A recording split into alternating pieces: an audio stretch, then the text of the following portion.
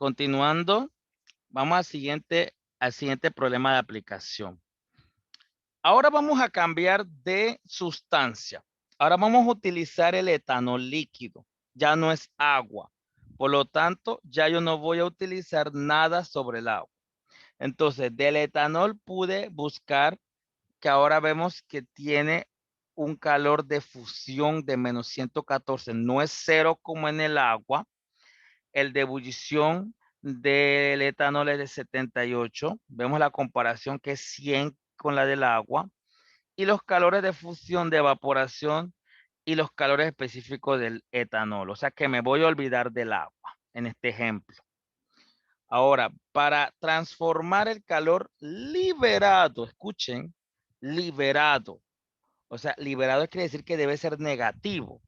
Para transformar 70 gramos de etanol líquido desde 70 grados Celsius hasta sólido a menos 130. Entonces vamos a hacer primero nuestra gráfica. El tiempo en X y en el Y tenemos la temperatura en grados Celsius. Vamos a colocar las barreras. Este es un caso bien, pero bien interesante porque ya las barreras no es 0 y 100 como en el agua. Las barreras vienen siendo esta vuelta es menos 114. Este va a ser la primera barrera y la segunda barrera 78 grados Celsius. Entonces recuerden que en menos 114 abajo de él va a ser sólido. Entonces, si yo localizara el 78 grados Celsius, que es la temperatura de ebullición, sabemos que separaría entonces el líquido, que es toda esta región, y el gas, que es arriba de 78. Entonces vamos a localizar 70 grados Celsius. 70 está debajo de 78. O sea, quiere decir que él es líquido. Y lo vamos a llevar a menos 130. Ya yo sé que menos 130 está debajo de menos 114. Entonces, quiere decir que para yo poder llevar de 70 a menos 130, debo bajar, pero me voy a encontrar con una barrera, que en este caso es esta barrera que divide el líquido de sólido. Pero como vamos en sentido contrario, no es fusión, sino una congelación. O sea que primero tiene que bajar de 70 a menos 114. Luego empieza el cambio de fase hasta bajarlo a menos 130. O sea que también son 3 calores que yo voy a utilizar. Pero recuerden algo interesante de este ejemplo, es que ya no está ocurriendo fusión, está ocurriendo congelación, pero me debo basar en el calor de fusión que usted ve en la tabla. Entonces, primero vamos a determinar el calor 1, que es el cambio nada más de calor en cuanto a la forma. Vemos que la masa es 70 gramos. Va de 70 a menos 114. Entonces hay dos formas de hacerlo. Miren acá. Vemos que la masa es 70. El calor específico líquido del etanol es 2,44 joules gramos grados Celsius. Y la temperatura inició en 70 y terminó en menos 114. O sea que si yo hago la resta quedaría de menos 114 menos 70. Y como son de signos iguales, se sumarían y quedaría entonces en menos 184 como el cambio de temperatura. Entonces multiplico 70 por 244 por menos 184. Obtengo entonces mi calor primero, que es de menos 31.472,2 joules. Que si yo lo llevara a kilojoules, obtendría entonces mi primer calor de menos 31,47 kilojoules. O sea que se necesita esa cantidad de calor para poder bajar y que se empiece a convertir en sólido. Vamos al segundo calor, pero para el segundo calor hay un cambio de fase y el cambio de fase va de líquido a sólido. Por lo tanto, aquí va a ocurrir una congelación.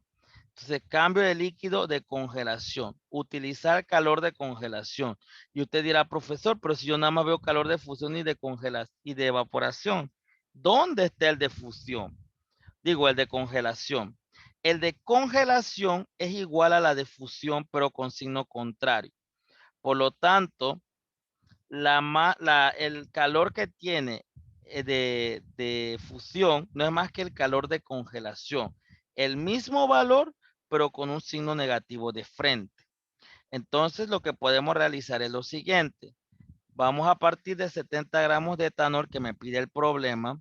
Y como el calor de fusión está en mol, hay que llevar esos gramos a mol. Entonces, sacando la masa molar 2 por 12 del carbono, más 6 por 1 del hidrógeno, más 16 del oxígeno, se obtiene que la masa molar de él fue de 46 gramos. Y eso representa un mol del mismo. Ahora, si yo utilizara el calor de congelación, así mismo como está, me indica lo siguiente, que cada mol de etanol libera menos 5,02 kilojoules. Ahora, dividiendo cantidades y multiplicando, obtengo entonces que da menos 7,64 kilojoules. Y finalmente, en la última vemos un cambio que va de menos 130 a menos 114. Por lo tanto, yo puedo hacer lo siguiente, 70 que es la masa. El calor específico que voy a utilizar es la del sólido, el etanol sólido, 2,44. Vemos que el etanol sólido es menos 0,97. 2,44 es del etanol líquido, a mí me interesa es el sólido. Entonces, hacemos la resta. Final menos 130 menos la inicial, menos 114. Vemos que esto me va a dar, esta sumatoria me va a dar menos 16. Ahora entonces, realizando los respectivos productos, obtengo que me da 1086,4 joules. Llevándolo a kilojoules, obtengo entonces que da menos 1,09 kilojoules. O sea que prácticamente no aguanta mucho calor. Y si hacemos entonces la sumatoria de los calores, que viene siendo el calor total, vemos que las tres son negativas. La primera que se le dio, la segunda y la tercera. Y la sumatoria de ellos da de menos 40,02 kilojoules. O sea que se necesita menos que en el anterior caso. Es importante que lo sepan.